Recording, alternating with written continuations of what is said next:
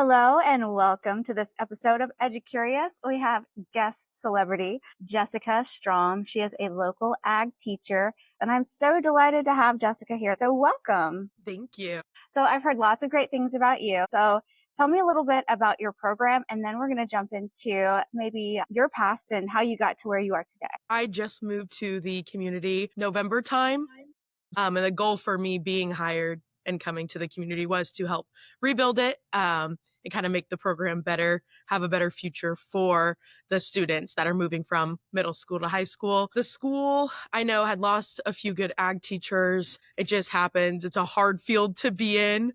And so starting from scratch with brand new kids, leaving old kids mid-year is very hard to do. So jumping in and trying to create those connections with students right away was nothing new to me at all. You just have to become relatable, especially being a younger teacher. I feel like we have that advantage because we are younger. And so we're able to relate to the kids on the trends that are happening, the lingo, stuff like that. And so it was really easy to start making connections with the kids. It does help having an ag background, especially since I am the animal science teacher. A lot of my kids are very driven when it comes to animals and the projects that they have.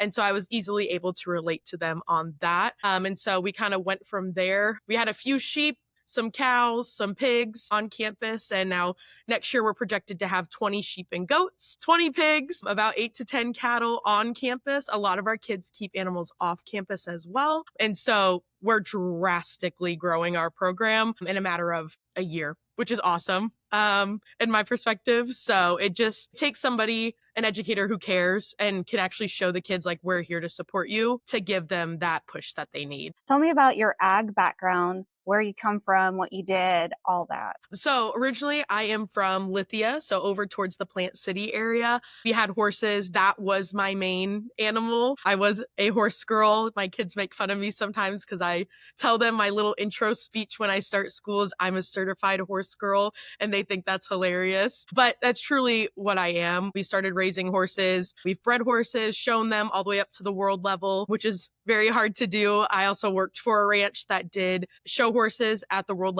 level for a different breed. And so getting those opportunities to kind of learn horses on all aspects fueled my actual passion for vet medicine. And that's originally what I had gone to school for. In the meantime, I still showed other animals in high school, like pigs and whatnot. And so I've had my fair share of various types of animals. I'm kind of like I don't want to say the first generation of agriculturists because my parents did cows and stuff like that. But definitely the first child to really pursue it and make a career out of it. My brothers don't really do the whole ag industry side. So it was nice to kind of carry that on as I'm growing and getting older. And that kind of fueled into now my teaching passion. I did graduate UF in 2021 with an equine degree. So I was like, oh, I'm going to have a breeding facility. This is going to be great. And then you realize as an adult, that's not how the world works. The dreams are great, but it does take time to get there. And so I was like, well, COVID hit. And it's like, what am I going to do? And I had actually gotten offered a job straight out of college with the United States Department of Agriculture. So I was like, oh, let me try it. Through networking, it was a blessing because a lot of my friends during that time did not get a job after graduation. And so having that opportunity, I was like, okay, let's see where it takes me. And I was able to do farm loans. So for local farmers and ranchers, I was able to provide loans for them, give them the assistance they need to operate their farms and ranches and whatever they might have. And so that was a very cool opportunity I got to experience. And then I decided an office is not for me. I am an outdoors girl. I like being with the animals. I like being outside. And so an opportunity opened up in Central Florida area towards Orange County. And it was for teaching ag. And I was like, well, let's give it a go. I've always coached kids, whether it was horseback riding, other teams when I was an FFA in high school, whatever it might have been. So I liked the coaching aspect. So I was like, let me see if I can turn it into teaching. And so I went and got my temporary certificate, got certified, and I was like, let's try it out. And ever since, I've been in love with it. I love teaching ag. I love everything about it. It's not your typical classroom setting. So we get to be outdoors. We can be inside when we need to. We get to go on trips that allow learning outside of the classroom. And so I've truly fallen in love with teaching ag and everything that it has. Talk about how important it is to have this next generation of workers prepared for a field in agriculture. Like right now, it's kind of uncertain. Like, who are our future farmers? How are we going to have enough food to feed America? Like, how do you instill that into them and help them find that career pathway? Yeah, so definitely very important, especially right now. It's a very big topic, especially with especially in this area, the citrus groves declining, new houses being brought in, which is great in some aspects. But then when you don't have jobs to meet that demand of people moving into these houses, it does get hard. We do offer an ag foundations class, which is a very base level agriculture class that students can take. It is a science credit. So it does kind of push those students that you might not typically see in an agriculture class to take the class because they might just need the credit or whatever it might be. And we can actually take those students. I have a lot of them that I find a passion or something that they like to do, and we relate it back to ag. And so I have a girl who wants to grow coral reefs next year. She wants to help the Keys and implement a new coral reef system so that she can help the decline of corals and stop bleaching and stuff like that. She has a whole plan. And so it's just finding interests like that in students and helping them see that this is not just a future career, but it also is part of agriculture because ag is around us in every aspect. Most of the students that we get to see on a daily basis don't fully understand that until they take our class. And so being able to spark that into a student is beyond rewarding. And seeing where they take that, whether it's in a government setting, when they're creating policies for ag, or whether they're actually out in the field, it's really great to see how they choose their career path based off of a class they took with us. And so really just finding those niche parts that they enjoy and showing them, hey, you can make a career out of this, and it will help better the world because farmers are the 2%, but we also feed the 100%. And that's kind of like our little slogan that we have in class because most people don't realize farmers and agriculturists are such a small portion of the population, but in the end, we do feed 100% of the world and take care of 100% of the world in some sort of agricultural aspect. So, what kind of jobs do you foresee being on the upswing of the next 5 years that we need to prepare these students right now to have Mhm. careers? What are the jobs looking like to you? So I definitely feel as if veterinarians, that's always a basic. Kids who take my class, they're like, oh, I want to be a vet. I want to be a vet. They don't always understand how hard it is to be a vet. So it's giving them those real life experiences and knowledge to help them determine what route they want to go. That's a major one, especially in the large animal aspect. We have tons of small animal vets that take care of your cats and your dogs and your rabbits, but those that take care of your cattle and your horses, those are declining. So seeing the students be able to experience local vets, local large animal vets, and what they do, I can definitely see that increasing in the future. And then our trades are the biggest one. We're thankful in this community to have local tech schools and stuff like that that do teach those trades such as HVAC, welding, linemen, stuff like that. So the ones that truly do protect us and keep us going throughout storms, especially hurricanes. I mean, that's crucial here in Florida. So the lineman industry, that's always going to increase, I feel like. And with our population, we have a lot of boys in our classes. Compared to the school I came from, it was majority girls. So yes, I could talk to them about trades, but they want to be a doctor or a lawyer. Like they didn't really see the purpose of the trade field. And so now coming here, it's kind of nice because I'm like, okay, these kids can be, boy or girl, can be the next generation of our trades workers, our blue collar workers, as lots of the kids like to say. But they do make the world go round. I truly feel as if that will steadily increase in future years to come. So, how does ag directly impact the trade industries? How do you prepare them for real life scenarios in ag? So what we do is we have a lot of local businesses that will come talk to the kids. They do offer scholarships and programs for the students to go directly from high school into the trade. And I know that some of our students actually graduated a little bit early and were able to start their trade school while kind of still in their senior year of high school. So they're already getting that workforce like experience while receiving their diploma or their AA. I do have some students that have already completed their AA and they're out here working in the field and just waiting for that high school diploma here in May. So it's cool to see how much the programs, especially in this community, give back to the students because they want them to be part of that workforce. So there's a lot of opportunities out there for students. Talk about FFA. You have experience growing up being an FFA. How do you integrate that into your ag program at your school? FFA is wonderful. Lots of people know it as the Future Farmers of America. A few years ago, they did change to just the FFA organization because FFA is not just farmers. And that's been a really big push. You can be a lawyer and still be an FFA. You can go do public speaking, be a public speaker that travels and does TED Talks and stuff like that. You can go be an aquaculturist and play with fish all day. Like there's so many avenues of agriculture that they didn't want to limit the organization to just farmers. And so they did change the name a few years ago. And us ag teachers, we do have a 3-circle model that we follow and have to go by, which most teachers don't realize. Most have like just their standards or just certain curriculum they go by. We do have to incorporate this 3-circle model. So it includes FFA, so the organization itself, the classroom setting, so what we teach, and then SAE, which is your supervised agricultural experience. So that's students who raise a pig or raise a cow, or they grow plants and sell it at the local fair.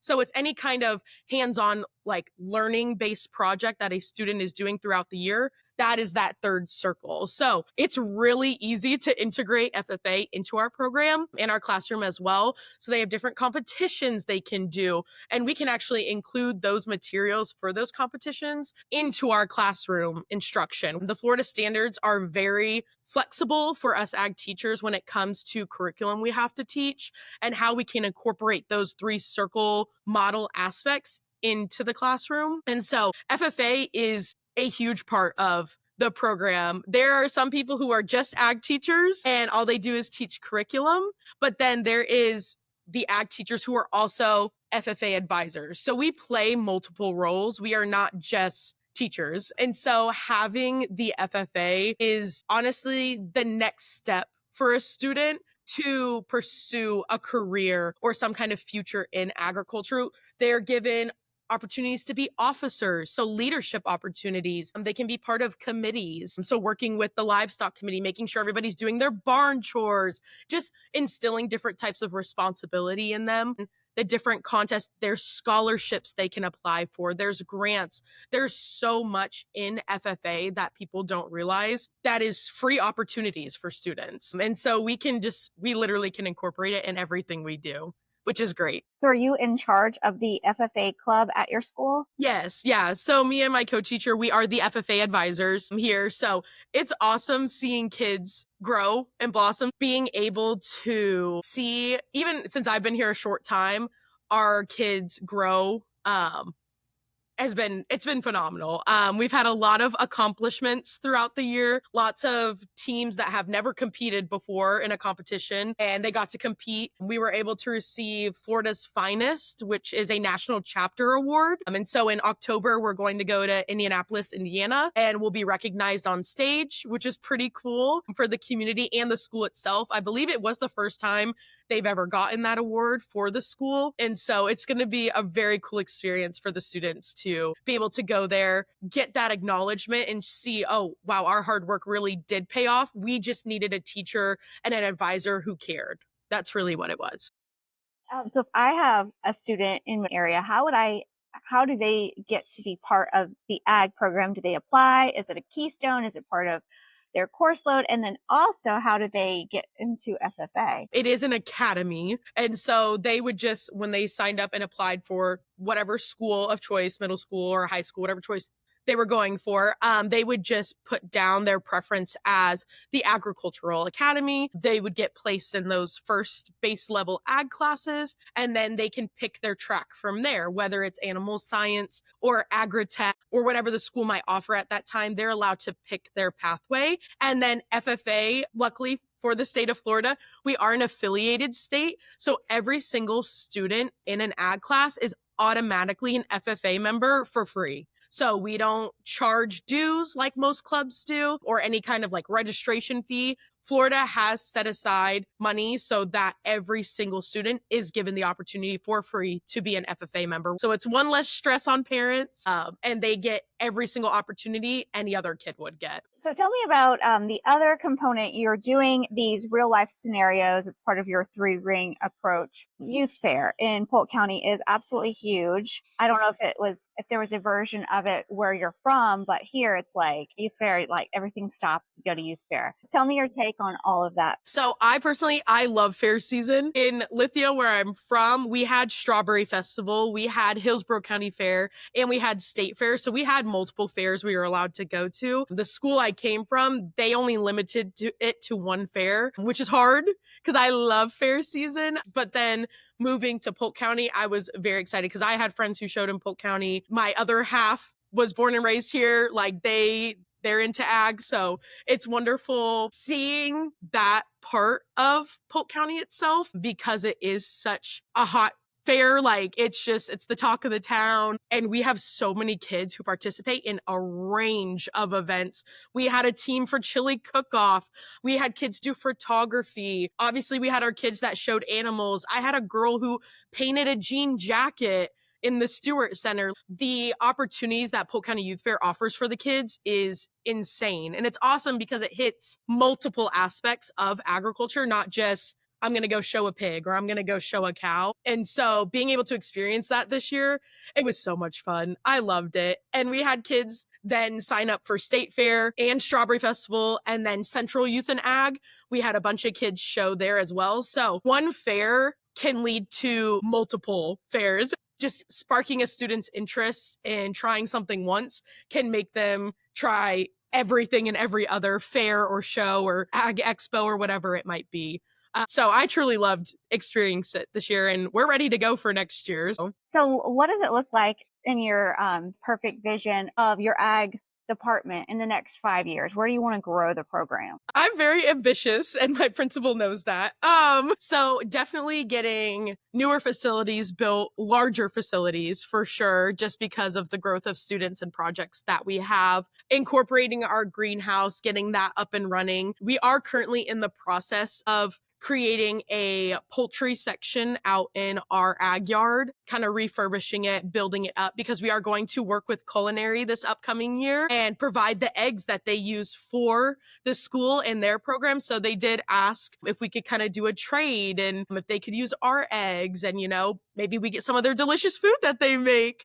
And so eventually lead that into growing herbs for them or fruits and vegetables. That would be the goal. So I actually had baby chicks hatch last night. So if you hear peeping, I apologize. But I have about 25 outside right now and then about 20 something more in the incubator. So our program for the eggs will be very large come this new school year. And so it's just implementing things like that and working with our other CTE programs in school is kind of my vision for the next 5 years, really incorporating both because we're not just ag. We don't want to be like segregated from the rest of the school, even though we're kind of out there and we have our land lab, but we still want to be part of the school. And that's our way to show kids, hey, there's more to ag than just having an animal or taking an ag class because you need it. And so being able to incorporate multiple programs that are in the school with ag, that's truly one of my main goals. And then obviously win some more recognitions for the school,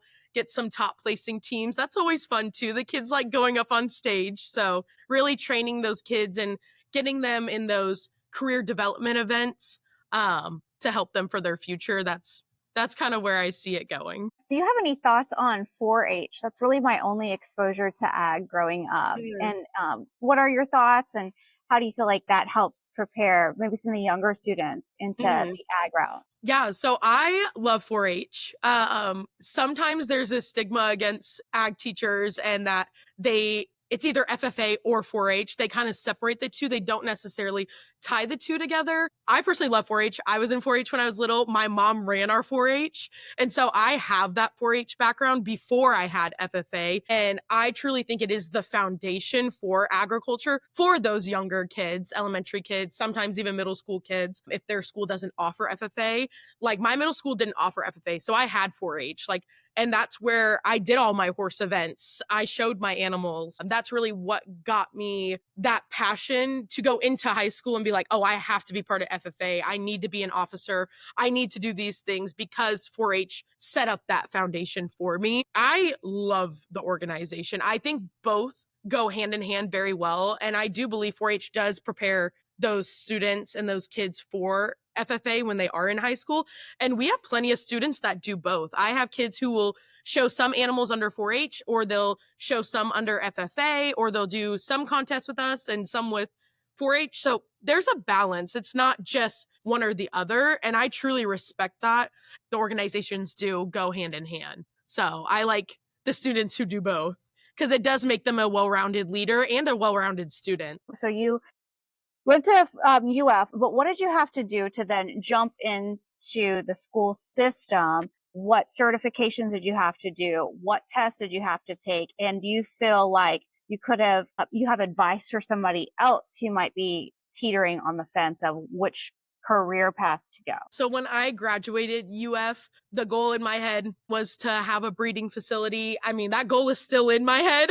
I'm not giving up on it. That dream is definitely not going away, but it's going to wait for down the road for sure. But once I transferred over from USDA to teaching, I went and got my 6 through 12 certificate, applied through Florida DOE to get my temporary certificate, got certified in agriculture. I actually got certified in middle school science. Like, if you don't know what grade level you want to go into, try it. Just try it once. Even if you're a sub or a paraprofessional, whatever it might be, go to that school and try it, and you will learn very quickly if that grade level is for you or not. I like the older kids. The high school kids are wonderful. Since I didn't come from an education background, I don't have that education degree. It's strictly animal science with my equine specialization. And so I had to go to Florida Southern over here in Lakeland. I did take all online classes, which was nice, but to meet those requirements for my professional certificate, I had to take a couple extra courses, which was honestly phenomenal. So if anybody ever needs help with that, I have all the information. They were super helpful.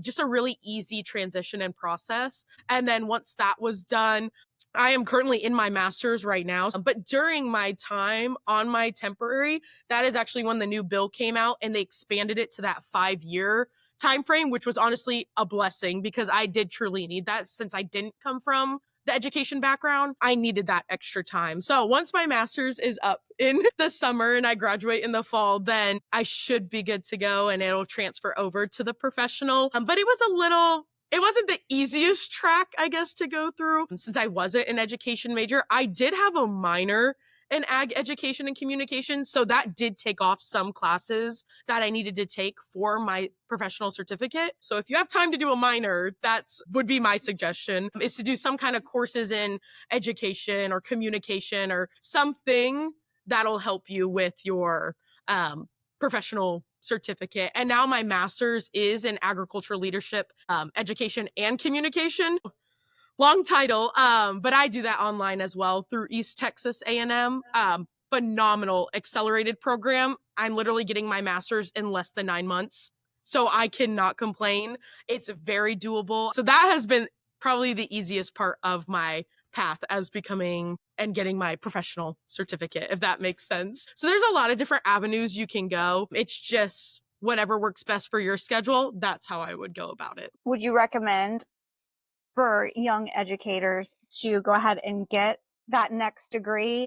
Is it super helpful, or is it like kind of just depends on where they want to go? So I say yes, definitely get it right after you get your bachelor's. I wish I would have done that. I did wait a little bit because I kind of didn't know where my pathway was going to go. I mean, I went from graduating to doing farm loans, so I'm like, I didn't know if I was going to stay in that realm for forever. And so if you know you want to teach at some point, whether it's middle school or high school or a professor college level class, I would get it right away. It's an automatic pay raise. So, I mean, that's a no-brainer, or salary increase. So that's always good to have, especially being a young college grad and housing's not cheap. So having that extra income is wonderful as well. But I would definitely recommend getting it right away. My goal is eventually to be a professor at UF. That's the goal for me. Have my little breeding business on the side, but the goal is to go back to UF, be a professor, teach,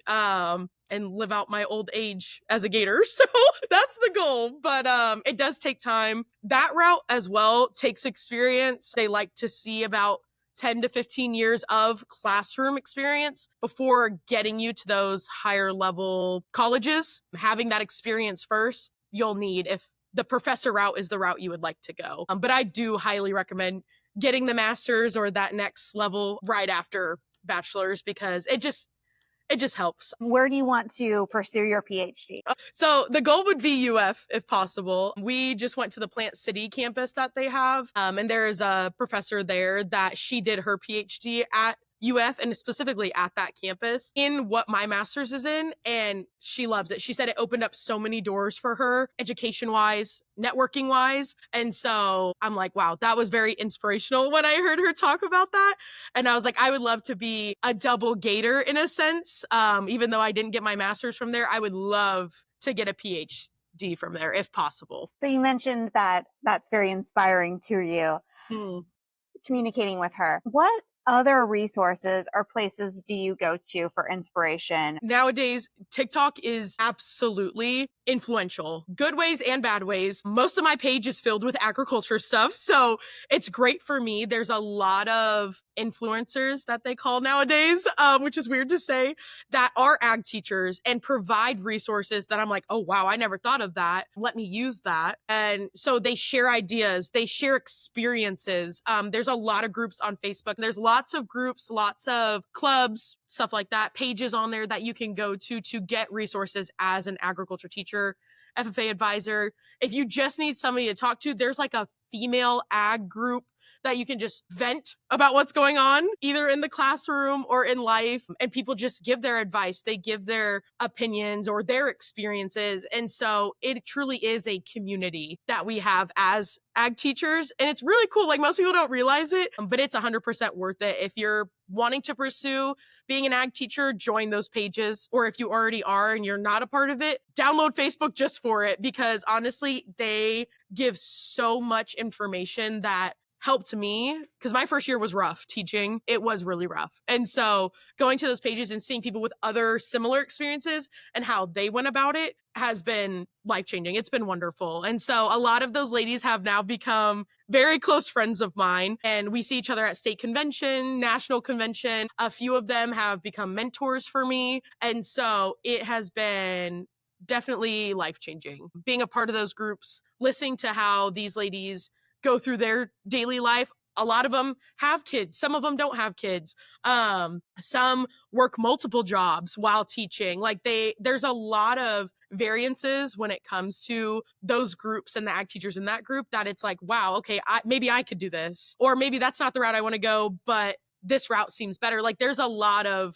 advice on there and a lot of inspiring people. So it's great to be part of those pages, and those have really helped kind of shape the educator that I want to be. So when you're going to these conventions with your students, you're meeting and networking, do you go to professional development as well, or different conventions? And if so, tell me about that. And also, like, do you just walk up to someone and say, will you be my mentor? Kind of like you're asking them out, or how does that naturally happen?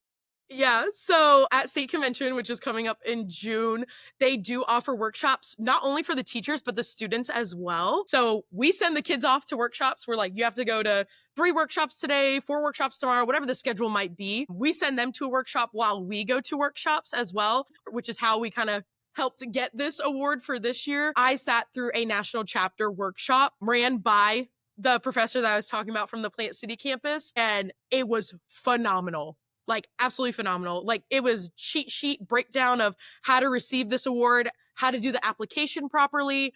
And I took notes through the whole thing. And I used that information this year when applying, helping the students apply for the award. And then when we ended up getting it, I was like, wow, like thank you so much, because that was so helpful. Having those professional development workshops are so worth it. And then you get to meet other teachers from other counties in Florida. And then you get to listen to them talk about their experiences, what their district allows them to do and not do, how they go about certain situations that maybe you're struggling with at your school. And so being able to hear different opinions and different voices is awesome as well. And then that's how you make your connections. I mean, you start talking to them. I've met some of my best friends on Facebook through these workshops and through these professional developments. And a lot of it I've actually been able to take and use for my master class. So like, cause we actually have to record ourselves doing a PD. So I've been able to take bits and pieces and I'm like, okay, I'm going to create this PD from multiple ones I've gone to. And so it's just been really,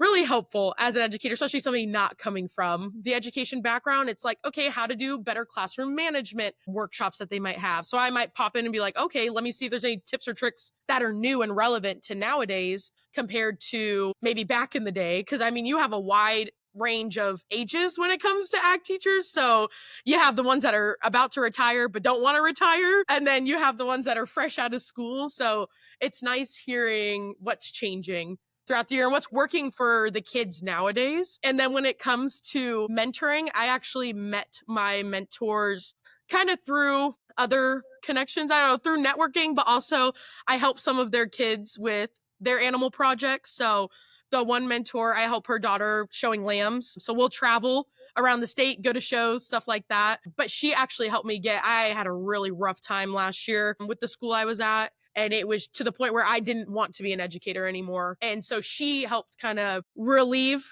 those stressors and was like, you are meant to do this. Like she really reassured me, like, you are good at what you do.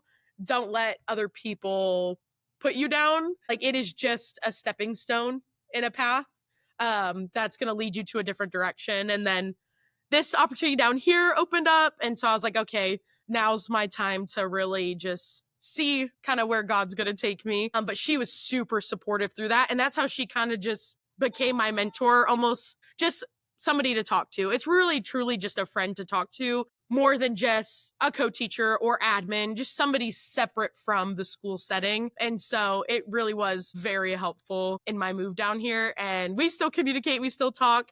I'll be going to her banquet next week. So it's nice having those connections, especially in the ag industry. We are a very close industry. Everybody knows everybody. And so keeping a good name, a good face, really helping people out is probably one of the biggest pieces of advice as being an ag teacher.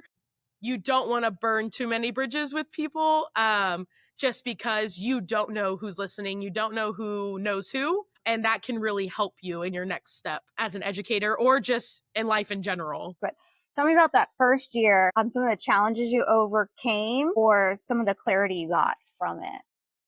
My first year was rough. I'm a very strong, independent person, which I think is what helped me. And so I learned very quickly that admin is everything. It's a lot of self-learning. So don't expect to do everything right because you won't. And so being able to kind of self-reflect, take lots of notes, every meeting I was in, every interaction I had, positive or negative. So, and I kind of go back on some notes that I have and I'm like, wow, I was kind of maybe a little immature then, or I really see this as a good idea, but it just wasn't meant for that school at that time. Ag can be a little tricky. So especially when it's all women, women should support women.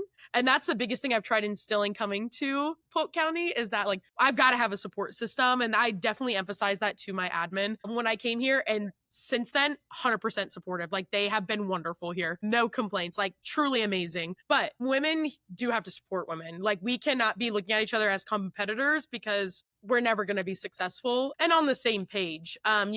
You're always going to have conflict. It doesn't matter where you go, but keeping that to a minimum is key because at the end of the day, you're there for the success of the program, not yourself. And I know a lot of teachers are very driven. I'm very driven, but I do have to sometimes remind myself that I'm not here for me. I'm here for the kids and for the program. The first year is always going to be the hardest, but that's not the case for everybody. I've had friends who've had a wonderful first year.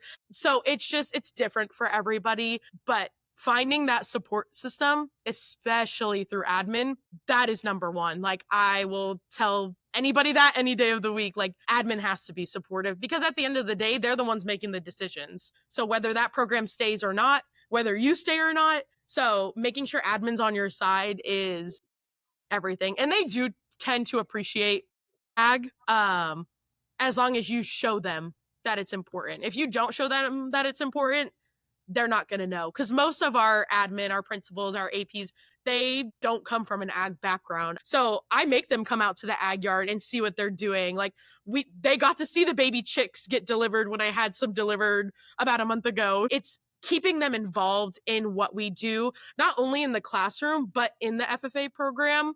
That is key. We invite them to sit on our panel for officer interviews. We make sure they're invited to banquet. Like, they are a part of everything we do because it is a family. I mean, FFA and ag, it truly does become a family because you do get closer with your parents and your students than your English teachers or your math teachers, like, because we see their kids on a daily basis, whether it's in school, out of school, at fairs, at competitions. So it's a different world. When it comes to ag, be flexible. That's my biggest thing, is definitely learn to be flexible. Do you have any desire while you're getting your doctorate to go in the leadership side of a school setting? Don't know. I tell myself no, but my dad's like, I can see you doing that. And I'm like, I love being with the students and interacting with the animals and their projects so much. Maybe not necessarily in the principal or assistant principal route, but maybe in like the CTE director route on like a county level. How important is it to collaborate with the other charter school ag departments? Do you already do that, or are you going to try and do it more? So we are definitely implementing it more. It does make a difference because at the end of the day, those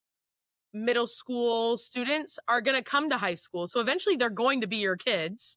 And so having that interaction between both programs or all programs is crucial. And so I know I've talked to all the middle school teachers here, and they're like, oh, absolutely, we want to be part of whatever y'all decide, whether it's hosting events together, or doing stuff at fair together, just really integrating both middle school and high school programs, because at the end of the day, it is those connections. And a lot of kids I've noticed that were in the middle school programs from previous years have dropped ag coming to high school. And I asked them why, and they're like, oh, we don't know, or we just lost the passion. And so I think keeping those programs integrated and really showing, okay, middle school and high school can work together. We can have fun events together and do stuff like that.